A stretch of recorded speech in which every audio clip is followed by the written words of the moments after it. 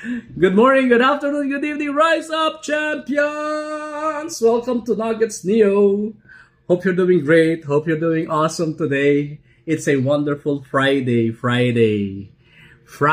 sunny Friday, and it's hot. It's April 17th. So, welcome to Nuggets Neo. Welcome to this broadcast. Thank you for chiming in. I enjoy doing this. So, just like before, like yesterday, the past few days, we were talking about the F5 framework, and I would like to ask you something. When was the last time that you did something, not for a client, not for a deadline, or not for your business, but you did it because purely it filled you up. It fills you up. Think about that for a second. Yung talagang ginagawa ko to because it really fills me up. It fuels me. Wow, it fuels me. Not what you think you should be doing, not what your morning routine says you need to do. What actually fills you up? Think about that. Because here, I have learned the hard way. So ito yung lesson dyan. You cannot pour from an empty vessel. You cannot give what you don't have. And most entrepreneurs, most business people, most leaders that I know, that I've seen, they're running on empty. And they're calling it dedication. Why? Because they kept pouring and pouring and pouring out na hindi sila nare-refresh. Hindi sila nakaka-refuel. So, binigay ko na yung hint. So, what we're going to talk about is F2, fuel. You know, we're discussing the F5 framework. F1, we discussed that yesterday, that's faith. F2 is all about your fuel. You know, I recall may time na, well, madalas mangyari when I was back in working in corporate, uuwi ka ng bahay, pero magpapahinga ka, paggising mo the next day, pagod ka pa rin. Have you experienced that? Yung parang, ba't gano'n? Natulog naman ako pero bakit parang pagod pa rin ako? Parang hindi ako na-refuel.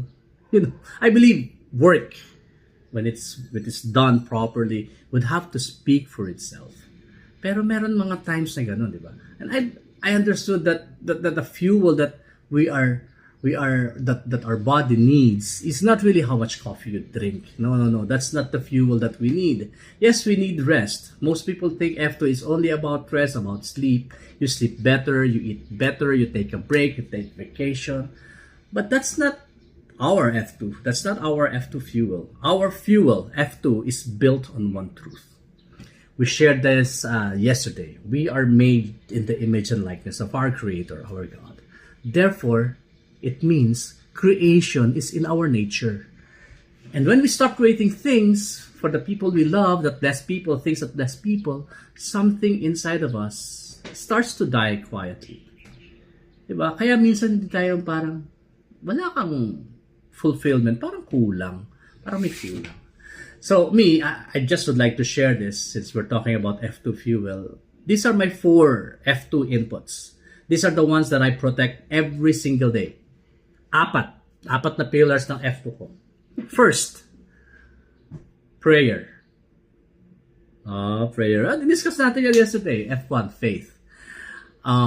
Back in the day, yung mga kasama ko sa former company, they know me as Superman because Superman is my favorite superhero. And Superman gets his power from the sun.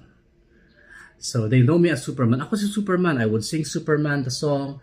Meron pa akong picture. I know na I took on the role of Superman. Ako talaga si Superman. And in one of the events that we were doing before, sabi nga nung ka-work naming agencies, Sir, I believe you really are Superman because for you to be able to withstand pressure like that and yet still be calm, you really are Superman. Oh, di ba? Ako naman parang, wow, I'm Superman. But come to think of it, I am really Superman. Why? Because if Superman, the comic book hero, gets his power from the sun, I get my power from the sun. S-O-N, the sun.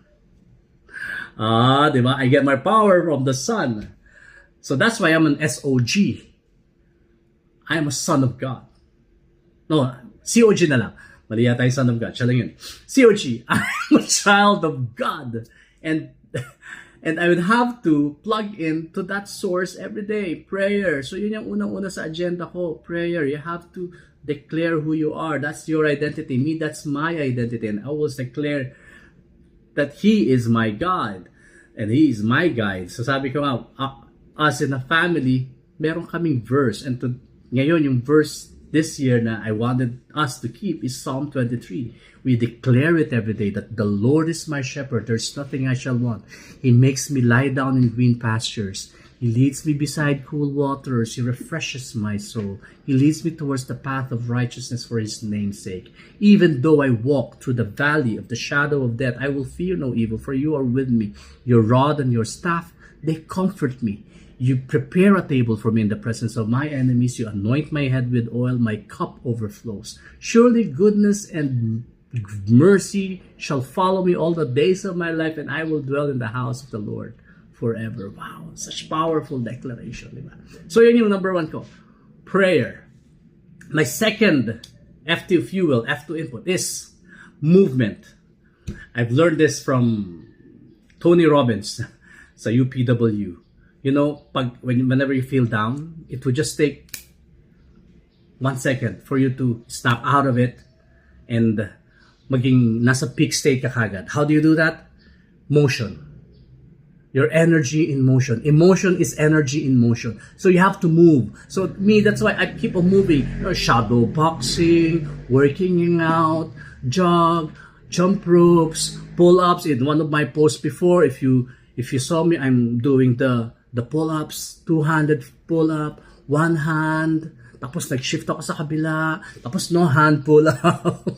Movement. Because that's energy in motion. You have to move your body para pag nag-flow yung blood mo, wala kang magagawa kung if you're feeling down. You just have to keep moving. And mararamdaman mo, if your energy is pumped, mawawala yung bad mood mo. Bigla kang naka-hero pose ka na. You get that? Movement. That's number 2. Okay, third. The third of my fuel. Whenever I feel stressed or down, you know what I do? I sing. Because when I sing, I see miracles. I sing, and I'm exactly who I am. I sing in all the times and places I cannot control. I sing, and music heals my soul. Music is part of my fuel. I sing. And lastly, ito yung recently ko lang, well, not recently, na-discover. Cooking. There's another side of Neo Rayas or Nuggets Neo. And he is called Chef Gordon Clumsy. And whenever I do this, I had this passion for cooking. I cook chicken Alfredo, carbonara truffle. Before, nung nagsisimula pa lang ako, I'm preparing, I call it Daddy's Yummy Chicken for my kids. Binabaon nila sa school. All the while I thought, wow, enjoy sila sa Daddy's Yummy Chicken. So I tried to cook it again. Nagluluto ako only to find out just nitong malalaki na sila, pag yung pala yung ulam nila, sabihin nila, anong ulam? Excited sila, ay, Daddy's Yummy Chicken. Ang sad. Ayoko lang nalaman yun. But then, but I progressed naman. Nag-improve naman ako. And whenever I prepare meal for my children, for my family, and they enjoy it. Alam mo yung nakikita mo yung faces sila lighting up. And then alam mo na, nag-enjoy sila sa pasta na gawa ko, sa chicken na gawa ko. Sa kanina lang, I cooked a meal for me and my wife. Kaming dalawa lang magkasama. So, kinisang sardines. And we enjoyed it together. And we really enjoyed the meal. O, diba? So, whenever I cook for my family, for my children, it really brings out the joy in their faces. So that is fuel. For me, that is fuel. That is what goes back into my tank so that I can work. F2 is not what you consume. It is about what you create. So let me go back to my question that I asked you at the start. What actually fills you up?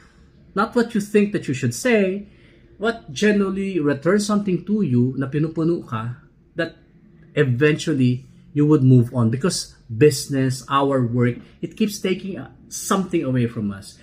You have to have that fuel. You have to have that what really fills you up. And if you cannot name it, you have been running for so long that you have forgotten what creation feels like outside of work. Then you're not really building a business. You're just feeding a machine that is slowly consuming you, the builder. And no system, no funnel, no strategy can ever survive a depleted founder or builder. All right? F2 is fuel. And we are going to talk about that. Magde-deep dive tayo on F2, on the F5 framework on April 27. That's the Break the Code Challenge. And we're going to break 5 codes in 5 nights, 1 sovereign date. It's not a productivity hack. It's an actual system that protects the fuel that you need so that you can lead. Registration is free. Just click the link below. April 27, 8 p.m. Philippine time. And before you go, drop your comments here. What's your F2? What fills you up? What really fills you up? I would read every single one of them. And if this message resonated with you, I'd like to share this to your friends, to those people. Who knows? Someone somewhere out there within your circle needs something like a message like this that will really